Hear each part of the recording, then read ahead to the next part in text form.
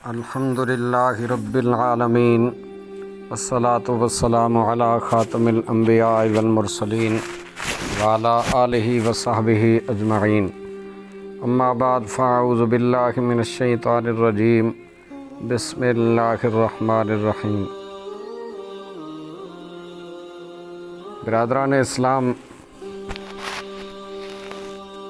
اللہ رب ذوالجلال نے قرآن مجید میں فرمایا انما المؤمنون اخوہ۔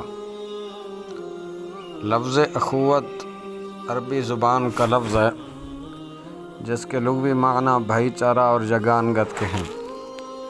یہ مختصر سا لفظ معنی و مفہوم کے اعتبار سے اپنے اندر بڑی وسعت رکھتا ہے۔ یہی وجہ ہے کہ احادیث مبارکہ میں بھی اس کی بڑی تاکید فرمائی گئی ہے۔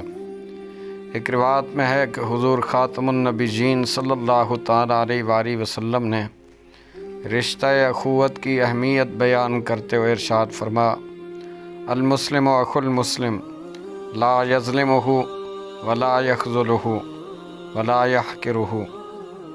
مسلمان کا بھائی ہے، وہ اس پر نہ ظلم کرتا ہے، نہ اسے ذلیل کرتا ہے، نہ اسے حقیر سمجھتا ہے۔ اپنے مسلمان بھائی کی حاجت روائی کرنا، مشکل وقت میں اس کی مدد کرنا، اس کے عیوب کی پردہ پوشی کرنا بھی رشتہ اخوت کے وسیع تر مفہوم میں داخل ہے۔ حضرت سیدنا عبداللہ ابن عمر رضی اللہ عنہما سے روایت ہے، رسول کائنات صلی اللہ علیہ وآلہ وسلم نے ارشاد فرمایا، المسلم اخو المسلم لا یظلمہ ولا یسلمہ ومن کان فی حاجۃ اخیہ کان اللہ فی حاجتہ ومن فرج عن مسلم کربۃ فرج اللہ عنہ کربۃ من کربات یوم القیامہ ومن ستر مسلما سترہ اللہ یوم القیامہ۔ مسلمان کا بھائی ہے، نہ اس پر ظلم کرے، نہ اسے ظالم کے حوالے کرے۔ جو اپنے بھائی کی حاجت روائی میں رہے گا، اللہ تعالیٰ اس کی حاجت روائی فرمائے گا۔ جو کسی مسلمان کی تکلیف دور کرے، اللہ تعالیٰ اس کی قیامت کی تکلیفوں میں سے تکلیف دور کرے گا۔ جو کسی مسلمان کی پردہ پوشی کرے گا، اللہ تعالیٰ قیامت کے دن اس کی پردہ پوشی فرمائے گا۔ عزیزان محترم، بحیثیت انسان ہم سب حضرت سیدنا آدم علیہ السلام کی اولاد ہیں، لیکن ان میں سے جس نے دین اسلام کو سینے سے لگایا اور دائرہ اسلام میں داخل ہوا، اخوت اسلامی کے رشتہ سے وہ سب آپس میں بھائی ہیں۔ رشتہ اخوت کی بنیاد عقیدہ توحید و رسالت، عدل و انصاف کے اصول و قوانین اور نوع انسانی کے لیے جذبہ ہمدردی پر مبنی ہے۔ اللہ رب العالمین اسی رشتہ اخوت کو بیان کرتے ہوئے فرماتا ہے، انما المؤمنون اخوہ۔ مسلمان آپس میں بھائی ہیں کہ آپس میں دینی رابطہ اور اسلامی محبت کے ساتھ جڑے ہوئے ہیں۔ یہ رشتہ تمام دنیاوی رشتوں سے قوی تر ہے۔ حضرات ذی وقار، اسلام دشمنی میں کفار مکہ کی طرف سے اظہار ثانی کے واقعات جب حد سے بڑھ چکے، تب سرور کونین صلی اللہ تعالیٰ علیہ وآلہ وسلم اور آپ کے جانثار صحابہ کرام رضوان اللہ علیہم اجمعین نے بے سر و سامانی کے عالم میں بحکم الہی مکہ مکرمہ سے مدینہ طیبہ کی طرف ہجرت فرمائی۔ ہجرت کر کے آنے والے مسلمان شدید معاشی مسائل کا شکار تھے، صورتحال انتہائی گھمبیر تھی۔ مہاجر صحابہ کرام رضی اللہ تعالیٰ عنہم کے پاس رہنے سہنے اور کھانے پینے کے لیے کچھ نہیں تھا۔ سرور کونین صلی اللہ علیہ وسلم نے ان ہنگامی حالات کے پیش نظر انصار و مہاجر صحابہ کرام علیہم الرضوان کے مابین بھائی چارہ قائم کرتے ارشاد فرما، تواخوا فی اللہ اخوین، دو آپس میں بھائی ہو جاؤ۔ انصار مدینہ نے اسلامی رشتہ اخوت کو دل و جان سے نہ صرف قبول کیا بلکہ اپنے مہاجر بھائیوں کو اپنے مال و متاع میں بھی شریک کیا۔ انہیں اپنے مال کا نصف حصے دے کر رشتہ اخوت کی ایسی بہترین مثال قائم فرمائی کہ رہتی دنیا تک اس کی نظیر پیش نہیں کی جا سکتی۔ حضرت سیدنا انس رضی اللہ عنہ سے روایت ہے کہ جب حضرت سیدنا عبد الرحمن بن عوف رضی اللہ عنہ مدینہ طیبہ تشریف لائے تو حضور اکرم صلی اللہ علیہ وسلم نے ان کے اور حضرت سیدنا سعد بن ربیع رضی اللہ عنہ کے درمیان بھائی چارہ قائم فرما۔ حضرت سیدنا سعد نے عرض کیا یا رسول اللہ صلی اللہ علیہ وسلم حلم وقاسمک مالی نصفین، میں اپنا مال تقسیم کر کے آدھا ان کو دے دوں۔ میرے محترم بھائی، اللہ رب العزت نے رشتہ اخوت سے سرشار انصار مدینہ کی تحسین کرتے ہوئے قرآن کریم میں ارشاد فرما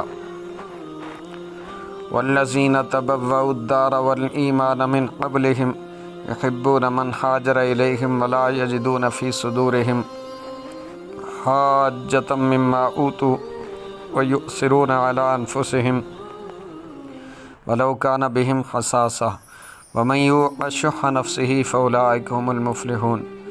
جنہوں نے پہلے سے اس شہر مدینہ کو وطن اور ایمان کو اپنا ٹھکانہ بنا لیا، وہ اپنی طرف ہجرت کر کے آنے والوں سے محبت رکھتے ہیں اور اپنے دلوں میں کوئی حاجت نہیں پاتے اس چیز کی جو انہیں دی گئی، اور اپنے آپ پر ان مہاجرین کو ترجیح دیتے ہیں اگرچہ وہ خود بھی شدید محتاج ہوں۔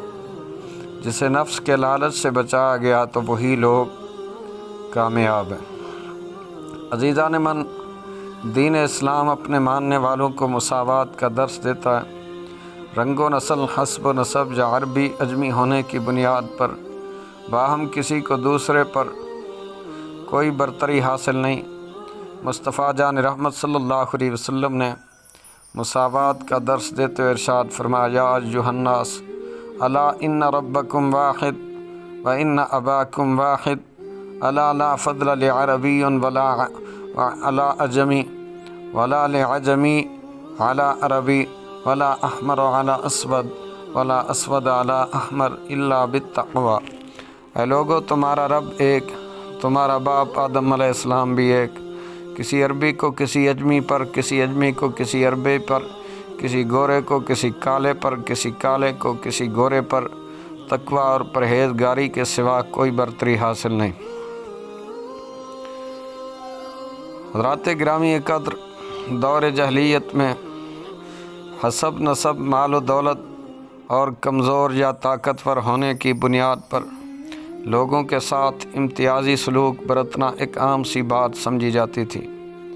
جو شخص طاقتور یا مالدار ہوتا یا اس کا تعلق کسی بڑے قبیلے سے ہوتا، جرم سرزد ہونے کی صورت میں اسے معاف کر دیا جاتا یا اس کے ساتھ نرمی کا مظاہرہ کیا جاتا، جبکہ کمزور اور غریب کو سخت سے سخت سزا دی جاتی۔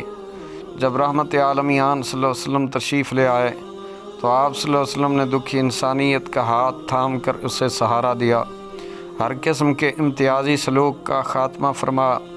مصطفیٰ جان رحمت صلی اللہ علیہ وسلم نے امیر و غریب، طاقتور و کمزور، آقا و غلام سبھی کو ایک صف میں لا کھڑا کیا اور ان کے ساتھ یکساں حسن سلوک فرما کر اقوام عالم کو برابری و مساوات کا درس دیا۔ حضرات ذی وقار، نبی کریم صلی اللہ علیہ وسلم کی سیرت طیبہ کا مطالعہ کیا جائے تو ہمیں عدل و انصاف، مساوات کی ایسی بے شمار مثالیں ملتی ہیں جنہیں پڑھ کر سن کر ایمان تازہ ہوتا ہے۔ ایسی ایک روایت میں ہے کہ ایک بار بنی مخزوم کی ایک عورت فاطمہ بنت اسود نے چوری کی۔ جو قبیلہ قریش میں عزت و وجاہت کا حامل خاندان تھا، اس لیے لوگ چاہتے تھے کہ وہ عورت سزا سے بچ جائے، معاملہ کسی طرح ختم ہو جائے۔ نبی کریم رؤوف الرحیم صلی اللہ علیہ وسلم سے معافی کی درخواست کی گئی۔ آپ نے ناراض ہو کے ارشاد فرمایا انما اہلک الذین قبلکم انہم کانوا اذا سرق فیہم الشریف ترکوہ واذا سرق فیہم الضعیف اقاموا علیہ الحد۔ وائم اللہ لو ان فاطمۃ بنت محمد صلی اللہ علیہ وسلم سرقت لقطعت یدہا۔ تم سے پہلے لوگ اسی لیے تباہ و برباد ہوئے، جب ان میں سے کسی معزز شخص چوری کرتا تو اس سے لوگ درگزر کرتے تھے، پسماندہ و کمزور شخص چوری کرتا تو اس پر حد جاری کر دیتے تھے۔ قسم ہے رب عظیم کی، اگر میری بیٹی فاطمہ بنت محمد صلی اللہ علیہ وسلم بھی معاذاللہ چوری کرتی تو اس کا بھی ہاتھ شریعت کے لحاظ سے کاٹتا۔ حضور سرور عالم صلی اللہ علیہ وسلم کے اس دنیا سے ظاہری پردہ فرمانے کے بعد خلفائے راشدین رضوان اللہ علیہ مجمعین بھی آپ صلی اللہ علیہ وسلم کی نقش قدم کی پیروی کرتے رہے۔ امیر المومنین حضرت سیدنا ابو بکر صدیق رضی اللہ عنہ جب مسلمانوں کے سب سے پہلے خلیفہ مقرر ہوئے، تب سیدنا حضرت عمر فاروق، حضرت سیدنا ابو عبیدہ بن جراح رضی اللہ عنہما نے باہمی مشاورت سے بحیثیت خلیفہ سیدنا ابو بکر صدیق رضی اللہ عنہ کے لیے جو وظیفہ مقرر کیا، اس میں بھی کسی قسم کے پروٹوکول کا لحاظ نہیں رکھا گیا۔ مساوات کا مظاہرہ کرتے ہوئے اوسط درجے کے مہاجر کی خوراک کے برابر آپ رضی اللہ عنہ کی خوراک اور سردی گرمی کا لباس مقرر کیا۔ اسی طرح امیر المومنین حضرت سیدنا عمر فاروق رضی اللہ عنہ کے بارے میں آتا ہے، جب آپ رضی اللہ عنہ حج کی غرض سے مدینہ طیبہ سے روانہ ہوئے، دوران سفر آپ رضی اللہ عنہ کے لیے خاص طور پر کوئی صیبان یا خیمہ نہیں لگایا گیا، جہاں قیام فرماتے اپنے کپڑے اور بستر کسی درخت پہ ڈال کر خود ہی سایہ کر لیا کرتے تھے۔ میرے عزیز دوستو، بھائیو، بزرگوں، اسلامی تاریخ اخوت و مساوات کے ایسے بے شمار واقعات اور مثالوں سے بھری پڑی ہے۔ ضرورت اس بات کی ہے کہ ہم اپنی عملی زندگی میں انہیں اپنائیں اور ان پر عمل کریں، اور اپنے عزیز و اقارب ضرورت مند بھائی بہنوں کی مدد کریں، ان کی ضروریات کا خیال رکھیں، اپنا طرز زندگی سادہ بنائیں، اسپیشل پروٹوکول کی خواہش یا مطالبہ نہ کریں۔ ہمارے حکمران بھی رسول اکرم صلی اللہ علیہ وسلم اور خلفائے راشدین کی سیرت طیبہ پر عمل کریں، مساوات کا مظاہرہ کریں، پروٹوکول کے نام پر ضرورت سے زائد خرچ نہ کریں، ضرورت اور سہولت کے باہمی فرق کو سمجھیں اور ایک عام شہری کی طرح جینا سیکھیں۔ اے اللہ، ہمیں دین اسلام کے درس اخوت و مساوات پر عمل کرنے کا جذبہ عطا فرما، سب کے ساتھ یکساں حسن سلوک کی توفیق عطا فرما، دوسروں کے ساتھ ظلم و زیادتی اور حق تلفی سے بچا۔ آمین آمین یا رب العالمین، بحرمت سید الابرار والمرسلین صلی اللہ تعالیٰ علیہ وآلہ آلہ واصحابہ اجمعین۔